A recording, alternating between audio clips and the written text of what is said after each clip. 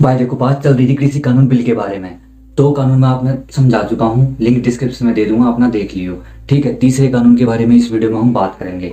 और जितना भी सारा डिस्प्यूट हो रहा है ना, वो तीसरे कानून को लेके हो रहा है। अगर आपने यह वीडियो पूरी देख ली तो पूरा का पूरा कानून बिल आपने समझ में आ जाएगा। तो पूरी की पूरी वीडियो एंड तक देखियो, कोई भी चीज़ मिस मत करियो, बढ़िया डाल समझाऊंगा। नमस्कार, मैं हूँ संजय कुमार और आप देख रहे हैं ग्लोबल एनालिसिस। तो चलिए इस वीडियो को स्टार्ट करते हैं।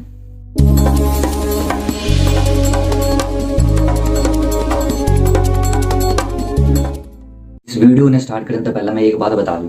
इस वीडियो में भाई सारे किसी किसी पार्टी के सपोर्टर देखते होंगे, बट मैं तुमसे एक बात कहना चाहूँ कि भाई देखो, जो गवर्नमेंट में सत्ता में है ना, वो चाहे कुछ भी करे, नोटबंदी करे, सीए करे, एनआरसी करे, चाहे वो कृषि कानून बिल लेकर, वो उनके लिए बिल्कुल राइट होगा। और विपक्ष में उनके लिए तो भाई हमेशा गलत होगा। तो भाई एक इंसान के नाते हमने सोचना है, और हमने सोचना है कि के सही है हमारे लिए और के गलत है। अगर किसान भैया का सच में भला कर सको हो तो थम देखो भाई, थारी सोच क्या के कहे कि थम कि ये चीज़ अच्छी है कि बुरी है, हमने डिसाइड करना है। तो यह चीज़ मैंने कह दी है, चलो वीडियो ने स्टार्ट करें। तीसरा जो कानून है ना, वो है farmer produce bill and commerce promotion and facilitation bill. Hindi में बात करें तो कृषि उत्पादन, व्यापार और वाणिज्य। इसमें सरकार क्या कहना चाह रहा है कि भाई किसान जो थे ना, किसान क्या करते हैं, जब उसकी फसल की कटाई हो जाती है ना, तो वो क्या करती है कि भाई ट्रॉली ट्रॉली में भर के हैं तो वो मंडी में ले जाके बेचती है अपने अनाज को। तो अब सरकार क्या कह रही है इसमें, देखो ला के भाई आप ना अपने अनाज को कहीं भी बेच सकते हो, मंडी में के अलावा कहीं और भी। जैसे मान लो किसी किसान ने हरियाणा में अपनी फसल का उत्पादन किया, तो वो क्या करेगा, अपनी फसल को यूपी, बिहार, कहीं भी, बांग्लादेश, कहीं भी बेच सकता है। फ्री है वो, जहां उसे मुनाफा लगे वो कहीं भी बेच सकता है। मुझे तो इस बात पे हंसी आ रही है कि भाई अब तक सरकार कहाँ मर गई थी। क्योंकि सरकार की खुद की ऑर्गेनाइजेशन है एनएसएसओ, जो बेरोजगारी और इस सब का आंकड़ा देती है। सरकार ने इस ऑर्गेनाइजेशन को ही खत्म कर दिया कि भाई आंकड़ा देगी तो रोजगार लोग मांगेंगे, तो सरकार ने खत्म कर दिया। ना रहेगा बांस, ना बजेगी बांसुरी। तो भाई मैं कह रहा हूँ मगर भाई अब तक तुम कहाँ मर गए थे कि जो भाई तुम ये सोचते थे कि भाई पूरा का पूरा 100% किसान जो है मंडी में अपनी फसल बेचता है।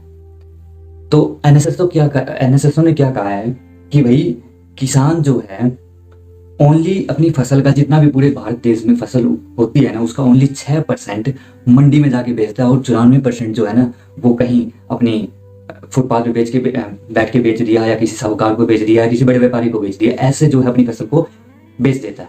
तो ओनली 6%। तो सरकार ये क्यों कह रही है कि भाई कहीं भी बेच सकते हो अपनी फसल को? किस कारण से विधि है कि ये क्या काम आएगा, मुझे तो अभी तक पता ही नहीं चला। तो सरकार दूसरे पे क्या कह रही है कि भाई हम बिचौलियों को खत्म कर रहे हैं। बिचौलिए मतलब आड़ती को हम खत्म कर रहे हैं। ठीक है, आड़ती क्या होता है वो मैं आपकी अभी बताता हूँ। कि मान लीजिए जैसे देश आजाद होने के बाद 1950 के बाद किसान जो थे ना हमारे देश में, वो बहुत गरीब हुआ करते थे। वो जैसे किसी साहूकार से कर्ज ले लेते थे, तो वो क्या करते थे भाई, साहूकार अगर कर्ज नहीं दे पाते थे किसान, तो भाई क्या करते थे, साहूकार जब उसकी फसल तैयार हो जाती थी किसान की, तो साहूकार उसकी फसल को ले जाता था और किसान जो है मजदूर का मजदूरी बना लेता था। तो इस चीज को दूर करने के लिए सरकार एक नियम लेके आई, APMC, agriculture produce market committee. इसका मतलब कि खेती से जो जितना भी उत्पादन होता है ना, उसकी एक बाजार समिति बनाई जाए। तो उसे हम मंडी कहते हैं, शॉर्ट फॉर्म में मंडी। पंजाब हरियाणा में इसे मंडी कहते हैं, और किसी राज्य में अलग अलग नाम से इसे जाना जाता है। तो मंडी में जो है हम मंडी होगी, तो उसमें जो जितने भी व्यापारी होते हैं ना छोटे मोटे, उन्हीं को हम आड़ती बिचौलिए कहते हैं। तो ये है आड़ती और बिचौलिए। अब समझ लेते हैं कि ये जो आड़ती है और बिचौलिए, इनका काम क्या है, इनका रोल क्या है। अब मान लीजिए किसान ने फसल बोई टमाटर की, टमाटर हो गए, उसके तैयार हो गई, वो ट्रॉली में भर के लेके आया भाई मंडी में बेचने के लिए। अब टमाटर क्या है, 2-3 दिन रहते हैं, खराब हो जाते हैं, तो उसे भाई ऐसा चाहिए कि भाई जो उसकी फसल को तुरंत चुटकियों में बेच दे। अब अगर किसान को पूरा मुनाफा चाहिए, पूरा मुनाफा ना चाहिए, तो भाई उसे खुद बेचना पड़ेगा, पूरी लगना पड़ेगा, सुबह से लेकर रात तक उसे बैठना पड़ेगा किसी चौराहे पर, कैसे भी उसे बेचना पड़ेगा अपने। तो बिचौलिया क्या करता है, मान लीजिए कि बाजार में उस टमाटर का मूल्य है 40 रुपए किलो, तो वो जो बाजार में मूल्य है ना, उससे कम में ही जो है बिचौलिया किसान से खरीदेगा। मान लीजिए 25 रुपए या 30 रुपए किलो खरीद लेता है। तो इससे क्या, किसानों को इससे क्या फायदा होगा कि उसकी जो थोड़ा सा लॉस होगा, बट किसान को इंतजार नहीं करना पड़ेगा, किसान की फसल चुटकियों में बिक जाएगी। तो ये जो है ना, तो किसान को आड़तियों से ये जो है फायदा है। और ये एक तरह से अच्छा भी है कि भाई किसान को इतनी वो नहीं करनी पड़ती मजदूरी वगैरह की। भाई हाँ, उसको अपनी फसल की बेचने की चिंता है, उसको बस अपना एक अच्छा सा बिचौलिया ढूंढना है जो उसको अच्छा सा मुनाफा दे सके, उसको बेच देगा। तो ये जो है बिचौलियों का काम होता है। ठीक है।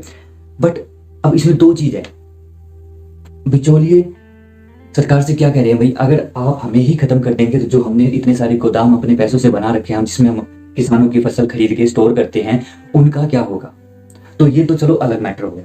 अब दूसरा, किसान क्यों विरोध कर रहे हैं, तो किसान इसमें सबसे बड़ी चीज क्या है, किसानों को किस चीज से डर लग रहा है कि भाई किसानों की एमएसपी खत्म हो जाएगी। तो अब समझते हैं एमएसपी क्या होता है। तो एमएसपी मिनिमम सपोर्ट प्राइस, न्यूनतम समर्थन मूल्य, इसे कौन लागू करता है, CACP, commission of agriculture cost and price, Hindi में कहीं तो कृषि लागत एवं मूल्य आयोग। और ये सीएसीपी जो है किसके अंडर काम करती है, एफसीआई के। एफसीआई तो आप सभी को पता ही है।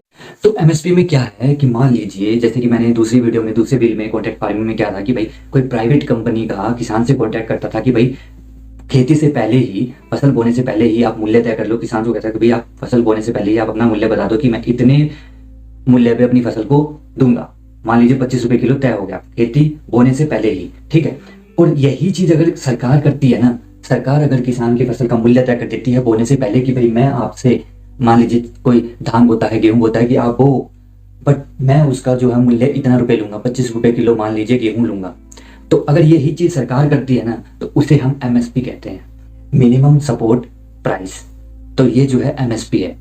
अब चलिए इसे समझते हैं कि किसानों को क्यों डर लग रहा है कि भाई उनकी एमएसपी खत्म हो जाएगी। अब थोड़ा पीछे चलते हैं, जब डॉक्टर मनमोहन सिंह प्रधानमंत्री थे, तो जब वो प्रधानमंत्री थे ना, तो 2013 में वो कानून लेकर आए थे एक, ये नेशनल सिक्योरिटी फूड एक्ट 2030। इसमें क्या था कि उन्होंने तय किया था कि भाई जो गरीब लोग है ना हमारे देश के, उन्हें हम जो है 2 रुपए किलो गेहूं और 3 रुपए किलो जो है कैटेगरी की वाइज राशन उपलब्ध कराएंगे, ठीक है। अब वो तो भाई प्रधानमंत्री चले गए। उसके बाद जो बीजेपी आई, तो भाई वो तो चले गए पारित करके, क्योंकि संसद से ये विधेयक पारित हुआ था, तो वो तो चले गए। अब हर सरकार को मानना पड़ेगा ये विधेयक। तो अब इनकी जो, इन्हीं की गवर्नमेंट की जो एक शांता कमेटी है, वो क्या कह रही है कि भाई ये जो एमएसपी है ना, वो हमारे देश की इकोनॉमी पर एक बोझ है, क्योंकि हमें इससे जो है 1000 करोड़ का जो है वो लॉस होता है, ठीक है। 1000 करोड़ का जो है वो है लॉस होता है। ये कोई एक आंकड़ा बता रहा है, ठीक है, आंकड़ा बताता है कि हमें जो है इस चीज से 1000 करोड़ का लॉस होता है। अरे भाई, जब तुम लोग बड़े बड़े जो बैंक घोटाले हुए हैं उनका जो है कर्ज माफ कर सकते हैं, तो ये जो है लॉस आपके लिए क्या चीज है, 1000 करोड़। जब आप बड़े, कुछ ना कुछ तो गड़बड़ है इसमें, ठीक है। अब एक और इम्पोर्टेंट बात, इन्हीं के, जब बीजेपी के एक नेता हैं सबसे बड़े, नितिन गडकरी, वो हम एक टाइम में अध्यक्ष रह चुके हैं बीजेपी के, उन्होंने एक स्टेटमेंट दी थी, the MSP is the burden of our economy, ठीक है। तो उन्होंने ये स्टेटमेंट दी थी इन्हीं भाई साहब ने। तो आप ही बताइए कि इसीलिए किसान को डर लग रहा है कि उनकी एमएसपी को खतरा है, इसीलिए जो है किसान सड़कों पर उतरे हुए हैं। अब मोदी जी आए और भाई भाषण में कह गए कि भाई आपकी एमएसपी को कोई भी नुकसान नहीं होगा, आपकी एमएसपी हमेशा रहेगी। तो किसान क्यों फिर भी विरोध कर रहे हैं, क्योंकि किसान को सरकार जो है आश्वासन नहीं दिला पा रही कि भाई आपकी एमएसपी हमेशा रहेगी। मैं तो सरकार को यही कहूंगा ना, अगर आप सचमुच में भला करना चाहते हो ना किसान का, तो आप एमआरपी की तरह ही, एमआरपी होता है ना, आप कोई चीज अगर खरीदते हैं उस पर होता है मैक्सिमम रिटेल प्राइस। जैसे मान लीजिए आपने कोई फोन खरीदा और उसकी वैल्यू है, मान लीजिए 12,999 रुपये उसकी वैल्यू है, ठीक है। कोई मायका नहीं है कि आपसे उसके 16,000 या 15,000 रुपये ले ले, जो एमआरपी है उसी पे ही आपसे वो फोन बेचेगा। तो इसी तरह अगर आप भी किसान की जो है भलाई चाहते हैं ना, तो आप भी लेके आइए मैक्सिमम रिटेल प्राइस। इसका क्या होगा, अगर आपने किसी फसल का मूल्य तय कर दिया, भाई मैक्सिमम रिटेल प्राइस तय कर दिया उनका फसल का कि भाई 25 रुपए किलो गेहूं का जो है मैक्सिमम रिटेल प्राइस होगा, तो अगर इससे कम में कोई खरीदता है ना, उसे जेल हो जाएगी। तो आप ये कर दीजिए ना, अगर भला चाहते हो, सब कुछ हटा दिया, अगर आपको एपीएमसी रखनी है, एमएसपी रखनी है, सब रखनी है रखिए, बट ये भी आप लेके आइए ना, मैक्सिमम रिटेल प्राइस। कुछ लोग कहा भाई जो ये रोड पे किसान भाई है ना, ये किसान को नहीं में आ रहे हैं। तो एक बात बताओ भाई, मान लो किसान के आलू की रेट है 10 रुपए किलो, और सरकार, मोदी जी कह रहे हैं भाई कि हम तो फसल लेंगे किसान के, जो आलू है वो 16 रुपए किलो ले लेंगे, खरीद लेंगे 16 रुपए किलो। तो भाई किसान भाई ने की जरूरत है इतनी ठंड में रोड पे प्रदर्शन करने की, वो तो अपना सीधा बेच देगा 16 रुपए किलो। ये जो वो लोग कहा है ना, ये किसान भाई ना है, और जो किसान के ऊपर उल्टा सीधा कमेंट कर रहे हैं, उनने इतना बता दूं कि ये जो कोरोना महामारी में ना हमारी जो इकोनॉमी है वो -23 गिर गई थी, और ये लोग थे किसान भाई हमारे, जिसने अपनी इकोनॉमी को बैलेंस करके रखा था, ठीक है। तो उल्टा सीधा कमेंट करने की बजाय सही और गलत पे ध्यान दो। तो ये सब था तीसरे कानून में, ठीक है।